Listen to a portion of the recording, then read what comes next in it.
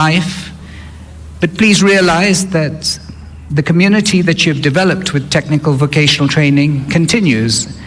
And as you experience work, there'll come many times when you need to reskill yourself, and all these institutions are open for you. But you can also be involved in the reforms of technical vocational training, and especially to be part of this community as we build up the national system of competency-based education training. Your Excellency, indeed,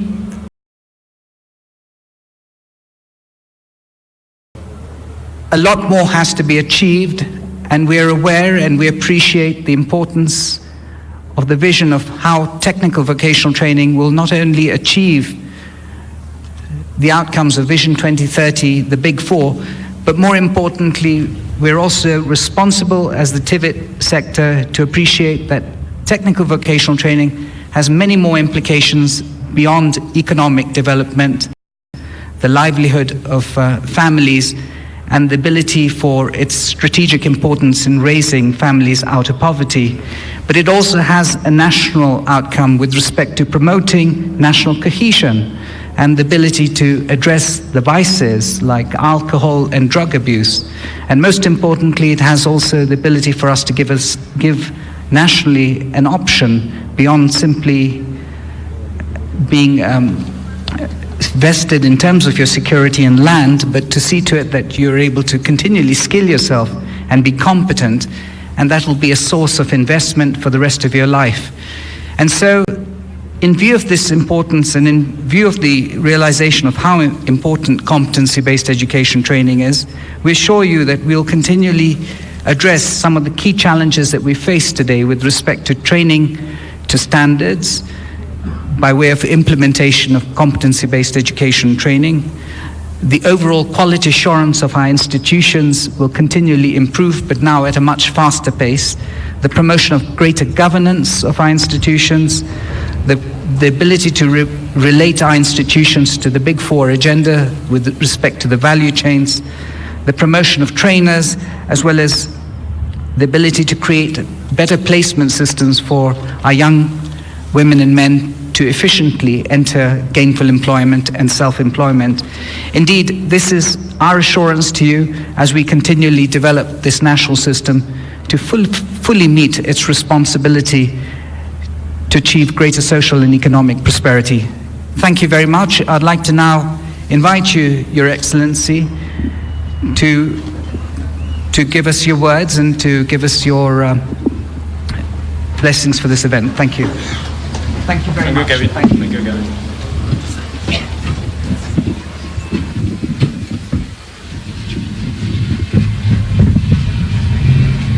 Asante sana. Thank you. Asante sana. Let's take our seats. At least those who have seats.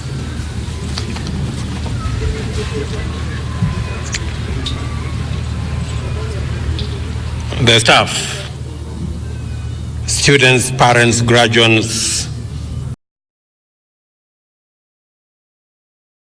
and the leadership of this college. Good morning, good afternoon. Hamjambo. Bwana Yesu asifiwe. God is good. And all the time. Thank you very much. On behalf of the government of Kenya, I congratulate the council, the management, staff, the community, parents, guardians, sponsors, and friends who have made graduation auspicious. Congratulations to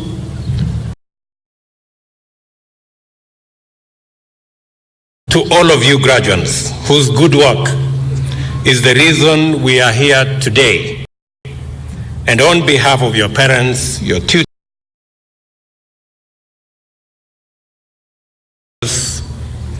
and your countrymen and women, congratulations for making us proud. I thank parents, guardians, and the institution for guiding these young people to be the success that they are today. Our country greatly awaits each one of you. Our economy greatly awaits your contribution and innovation to facilitate the transformation of the Kenyan society. We may call you graduates, but the truth is you are actually transformers. You are the generation we hope to anchor a new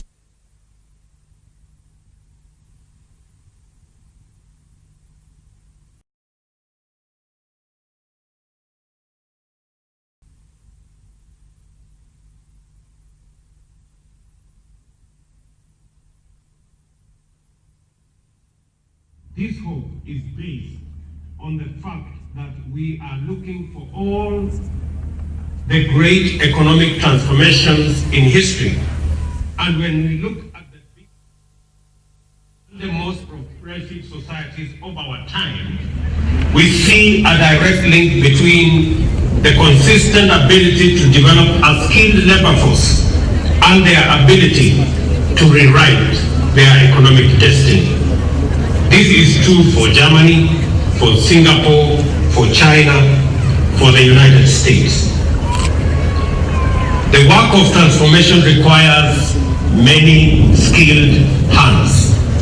This is why tertiary institutions and vocational education is critical for Kenya.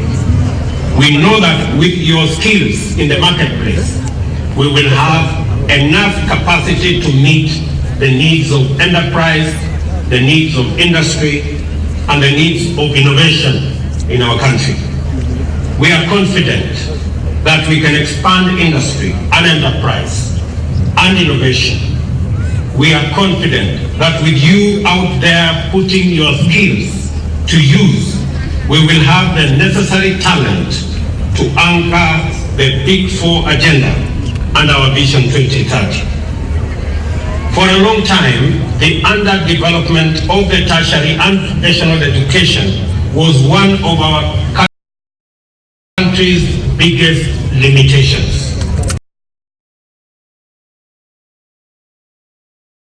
We were losing hundreds of thousands of young people every year in the transition from secondary into the marketplace, wasting incredible talent and human resource in the process.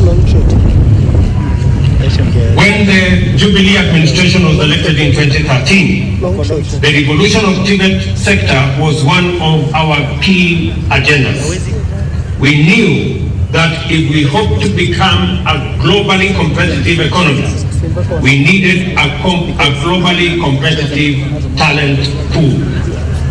This is why we have invested a lot of resources and energy into developing the TVET sector, including providing student loans from Higher Education Loans Board. And this investment is bearing fruit. Enrollment to vocational and technical training institutions doubled from 127,000 in 2012 to 275,000 in 2017. Over the last 2 years, another 130,000 more students have been enrolled in our TVETs across the country. And we are not done. There are another 130 new technical training institutions at various stages of construction and completion, and we are in the process of recruiting an additional 1,000 trainers to add on to the already recruited 2,000 trainers just this year. There are now more students enrolled in TVET institutions than there are in our universities for the first time in the history of our country. And of the trainers that will be recruited, I'm informed that out of the 3,000 that will be hired, 87 will come to this institution and will greatly reduce the gap and the shortage of trainers that has for a long time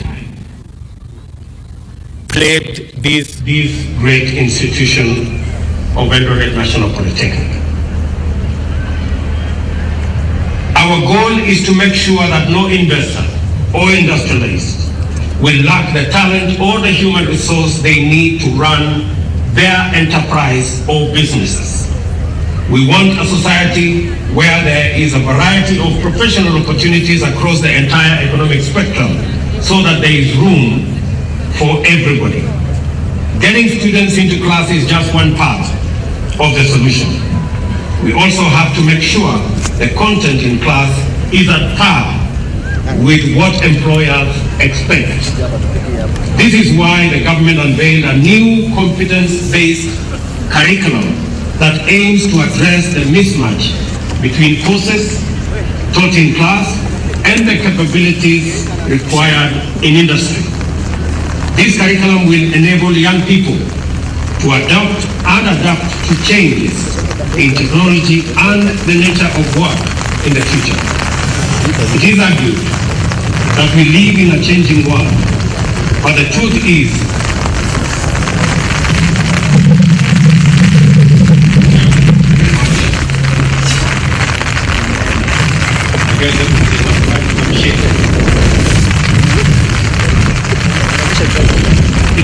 that we live in a changing world, but the truth is the world has already changed, and it is the adaptation to this change that is now necessary, and innovation is the only way to make it in the new world order. To the graduates, I have called you transformers, and I urge you to live up to that tag in your mentality and attitude. Transform the way you think, hunger and chase for solutions, value addition and innovation. You may have finished the course, but the learning has just begun. Make yourself proud, do big things with your skills, take on the challenges you see around you, and stay away from destructive behavior. Kenya is going places, and we certainly have a right.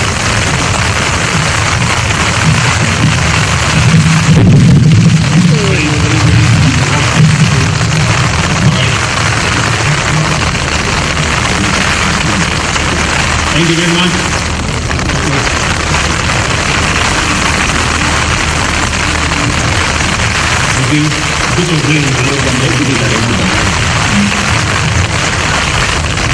The solutions to the challenges we face in the country are not going to come from just political leaders, but from inventors, entrepreneurs, and all groups who look at our problems with fresh eyes and a transformative attitude.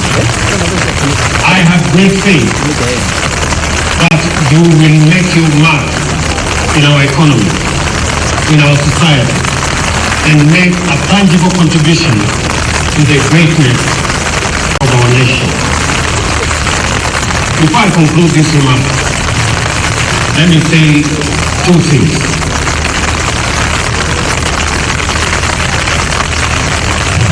Number one,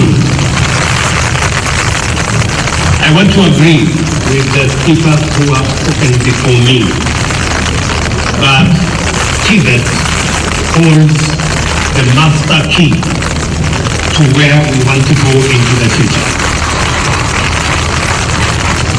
And I want to say that because Tibet holds the master key, and because we have had huge investments in our Tibet sector, and a lot of interest has been developed by young people in our nation, in our Tibet sector. We have invested a lot of resources in building the necessary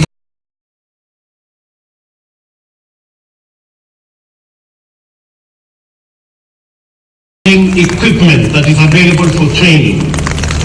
We have put a lot of resources in hiring additional trainers and lecturers in our Tibet institutions. And this year, we have expanded capitation and provided resources for loans and grants for Tibet training around the country.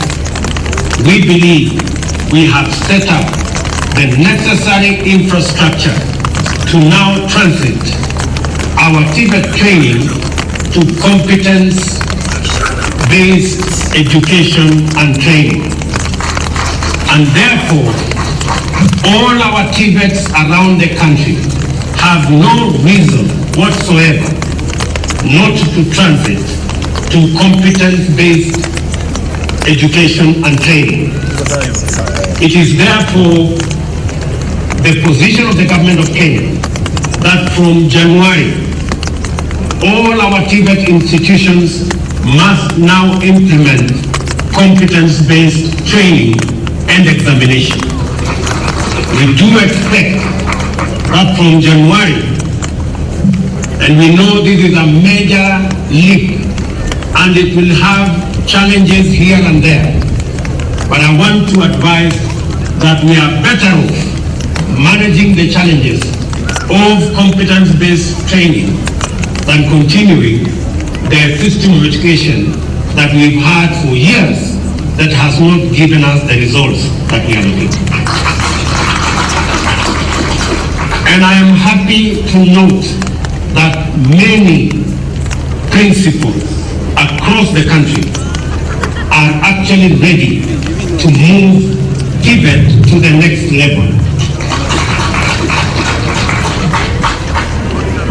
I want to encourage all principals around the country of all our Tibet institutions that because you hold the master key, the Big Four plan and Vision 2030, its success will depend on the men and women that you generate from our Tibet institutions.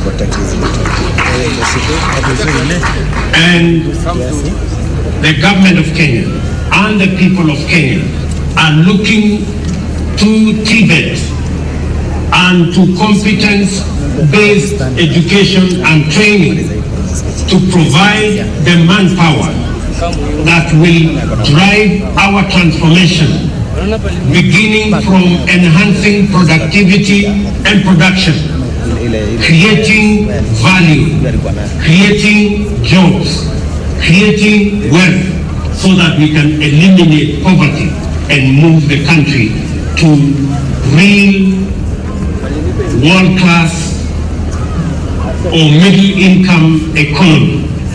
So it is the education of our young people, it is the education of our population, it is the competence-based education and training that will provide the requisite human capital that will transform this nation, moving it from where we are to the next level.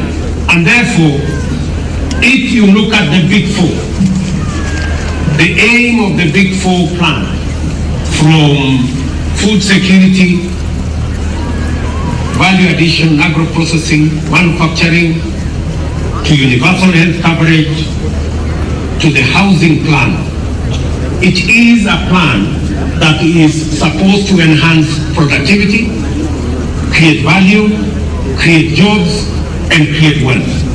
And that is the plan that will pull Kenya out of poverty and move us to the next level. And I want to tell our Tibet institutions, you are at a very pivotal stage in the transformation of our nation. And as Deputy President, I am confident that we can change this country in our lifetime if we get our education, training right. And I think for the first time, we have it right. And therefore you occupy a very special place in making Kenya the Kenya that all the citizens of this nation is looking for. And let me repeat for emphasis, the Big Four plan, which includes the transformation of our education and training, especially making it competence-based, is central to creating or enhancing productivity, creating value, creating employment, and creating wealth. That is where Kenya will really make the leap to a middle-income economy that supports the 45 million citizens of our nation. I believe that if we concentrate our efforts, our energy, our resources in that direction, Kenya will change for everybody, and we will eliminate ethnic competition, unnecessary political rivalry, and be able to move this nation to a level where we have harmony, because everybody has an opportunity in this nation. Therefore, I'm requesting that when we finish this meeting, the principal of this institution has requested me to have a small session with the drivers of our Tibet institutions, and I think that is one meeting I am looking forward to. It is really the direction that we need to go. So,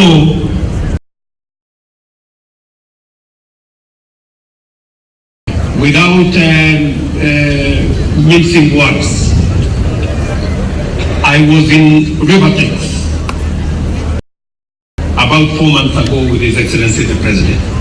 When we asked in Rivertex how many of the workers in Rivertex came from Tibet, the answer was 95%. 95% of the workforce of Rivertex came from Tibet.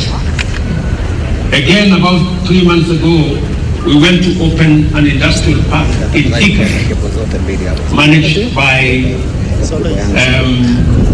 Vimal Shah and his group of companies, called the Bidco group of companies. And again, we asked the question, how many of the workforce of almost 2,000 workers came from Tibet? And it was the same. 95% come from Tibet. So when we say Tibet has the master key, that is what we mean.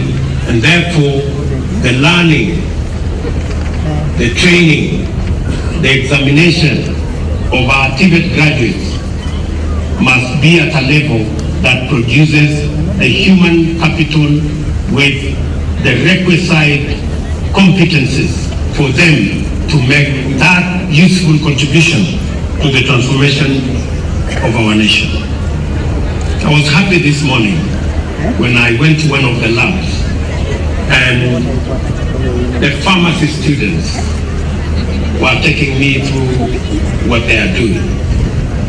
I was very encouraged that in these Tibet institutions, we are generating the men and women that will make it possible for us to implement our universal health coverage plan, because that is where the trick is. So, again, to the managers of Tibet and to the citizenry of our nation, we have the plan to transform this nation, and everybody must pull their weight and execute their bit so that we can make Kenya a great nation, because we have the capacity to do it. So with those many remarks, to the graduates, congratulations, my very best wishes as you begin the journey to making a contribution to the transformation of our nation. We will pray for you, we will support you, and please understand that the government of Kenya will continuously create opportunity for you to deploy your talent and your expertise and the competencies that you have learned in this college and in all the other colleges around the country. Thank you very much, and may the good Lord bless you.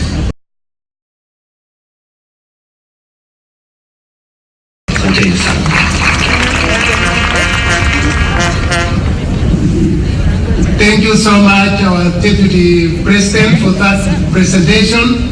Very encouraging words. Ladies and gentlemen, we could like now to take a short while and launch our strategic plan just in 3 minutes.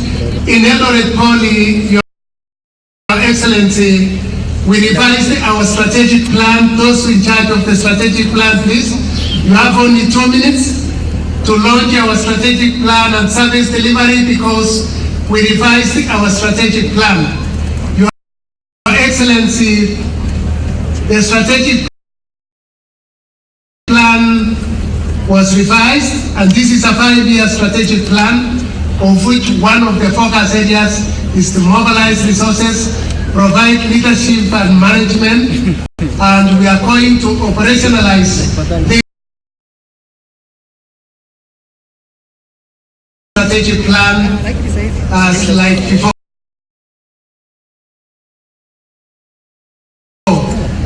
Your Excellency, I could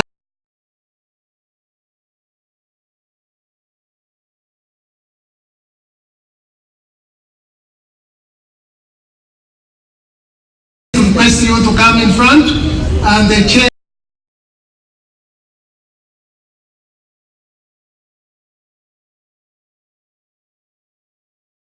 to the governing council so that we can launch it.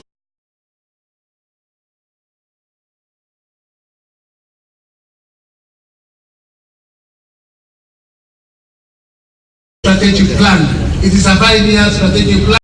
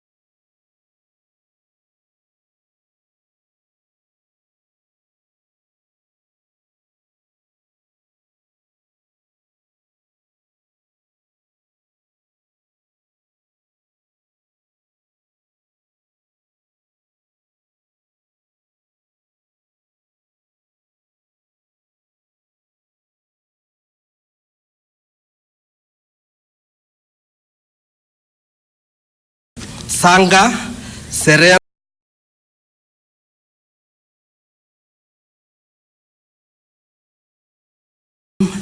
Akada, Seronei,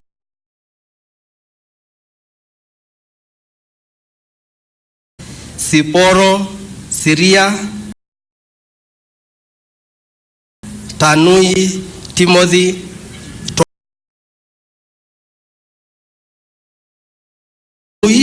Tutaek, Wamalwa, Simiyu, Wanyonyi, Yegon. Pass.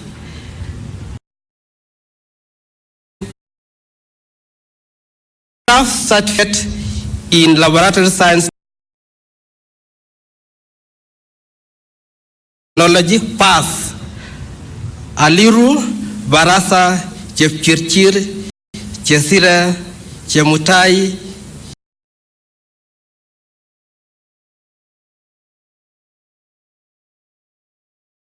Chepchirchir,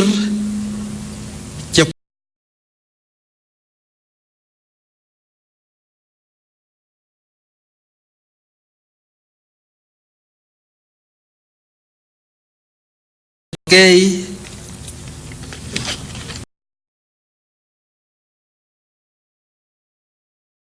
Kemboi, Kewogo,